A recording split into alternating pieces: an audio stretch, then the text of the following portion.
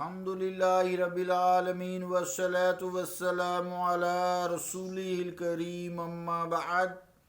فاعوذ باللہ من الشیطان الرجیم بسم اللہ الرحمن الرحیم ان النفس لامارۃ بالسوء صدق اللہ العظیم۔ واجب الاحترام سامعین، السلام علیکم ورحمۃ اللہ وبرکاتہ۔ آیت کریمہ جو سورہ یوسف کی آیت ہے اس کا ترجمہ یوں ہے: بے شک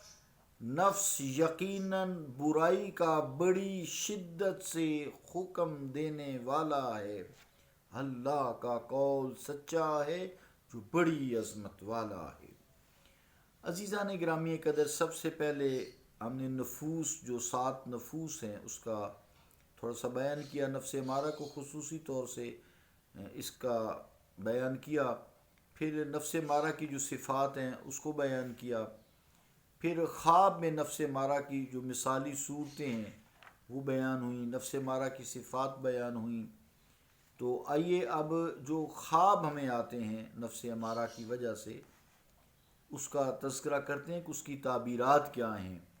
جیسا کہ بات ہوئی کہ خواب میں خنزیر نظر آتا ہے، تو خنزیر کا دیکھنا کسی بھی صفت حرام کی طرف اشارہ ہوتا ہے جو دیکھنے والے کے نفس امارہ میں خاص طور پر پائی جاتی ہو، اس کے پروفیشن پہ ڈیپینڈ کرتا ہے۔ جیسے اگر کسی ایسے محکمے میں ہے جس میں رشوت عام ہے تو یہ چونکہ حرام ہے، یا حرام کمائی کرنے کا کوئی ذریعہ ہے، یا اس طرح جھوٹ بولنے کا کوئی ذریعہ ہے، کام تولنے کا ذریعہ ہے، تو یعنی خنزیر کا دیکھنا، چونکہ خنزیر حرام ہے۔ انما حرم علیکم المیتۃ والدم ولحم الخنزیر وما احل بہ لغیر اللہ، یہ 4 چیزیں قطعی طور پر حرام کی گئی ہیں۔ تو یہ اس طرف اشارہ ہوتا ہے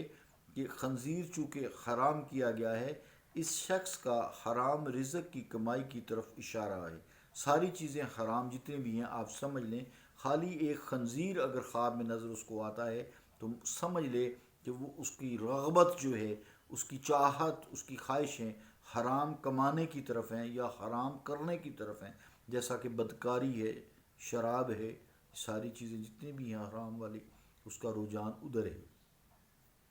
اسی طرح اگر کسی شخص کو کتا خواب میں نظر آتا رہتا ہے تو کتے کا دیکھنا، چونکہ کتا غسیلا ہے، غصہ ہوتا ہے، غیظ و غضب اس میں ہوتا ہے، تو چیز کو چیر پھاڑ دیتا ہے، تو یہ اس طرف اشارہ کرتا ہے کہ انسان کے اندر غصہ ہے، غیظ و غضب ہے، بات بات پر وہ پھنکارتا ہے، غصے ہو جاتا ہے، آپے سے باہر ہو جاتا ہے، تو اس میں اس نفس کی صفت کا، غصے غیظ و غضب کی نفس جو نفس امارہ کی صفت ہے اس کا اس میں غلبہ ہے۔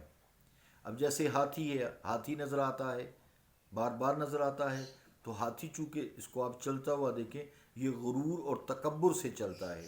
تو اس کا مطلب یہ ہے کہ اس کے اندر غرور ہے، اپنے جیسا کسی کو سمجھتے نہیں، ہر ایک کو اپنے سے اوپر سمجھتا ہے، غرور کرتا ہے، تکبر کرتا ہے، اپنی خود تعریفی کرتا رہتا ہے۔ اللہ کریم نے بھی سورہ نجم میں فرمایا نا، فلا تزکوا انفسکم هو اعلم بمن اتقى، پس تم اپنی خود تعریفی نہ کیا کرو، وہ جانتا ہے کون متقی ہے۔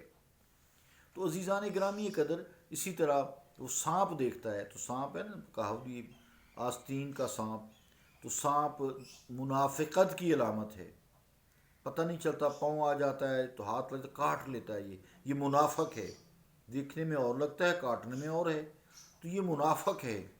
اسی طرح بچھو دیکھتا ہے تو بچھو بھی عذاب کی علامت ہے، سانپ عذاب کی علامت ہے، موذی جانور ہیں، تکلیف دیتے ہیں۔ اسی طرح چڑیا، جوں اور پسو وغیرہ وغیرہ، یہ سب مکروہات میں سے، جو چڑیاں مکروہ ہیں،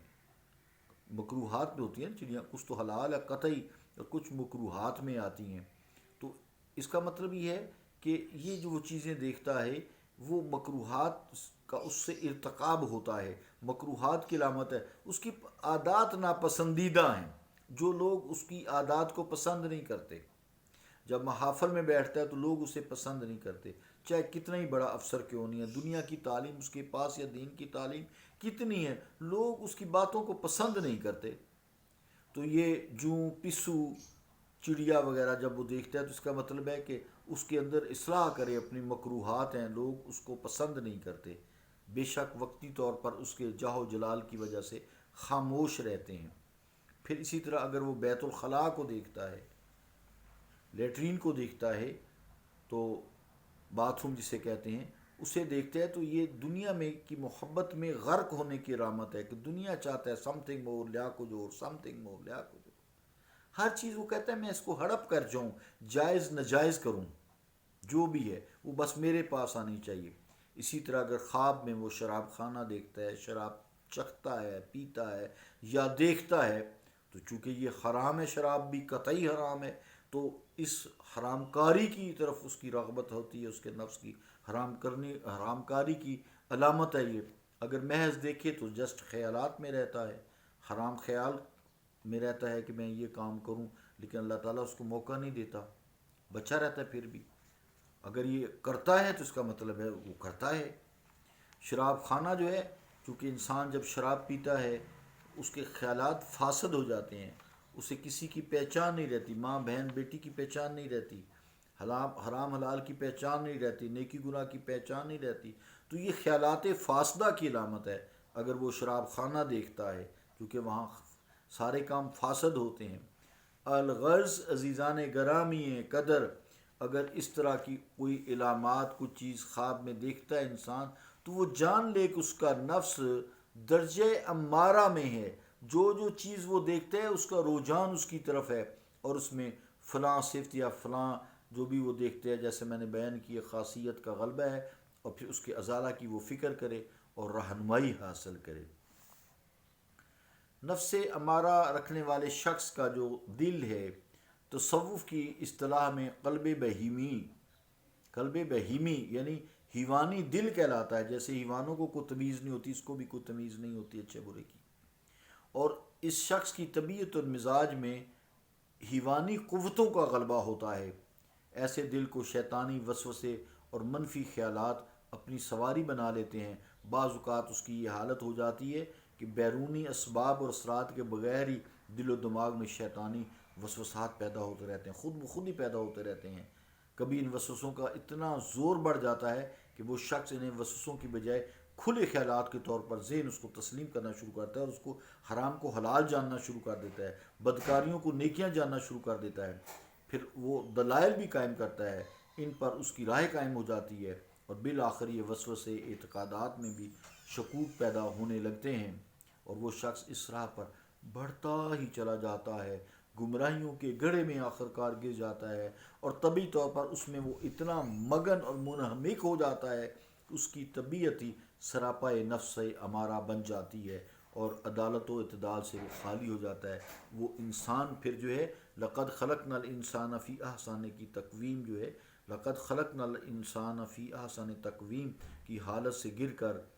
وہ جو اگلی آیت ہے نا، لقد خلقنا الانسان فی احسن تقویم ثم رددنہ فی اسفل سافلین، تو دور گمراہی کے گڑھوں میں گر جاتا ہے۔ اگلی آیت ہے نا، یہ اسی انسان کے بارے میں ہی ہے۔ اللہ تعالیٰ ہمیں نفس امارہ سے چھٹکارا پانے کی توفیق عطا فرمائے۔ آئیے اب اس کا ذکر کا تذکرہ کرتے ہیں، جو ہم 40 دن کریں گے انشاءاللہ تعالیٰ اگلے کلپ میں۔ صلی اللہ تعالیٰ علی رسول خیر خلقہ محمد وعلی آلہ واصحابہ اجمعین برحمتک یا ارحم الراحمین۔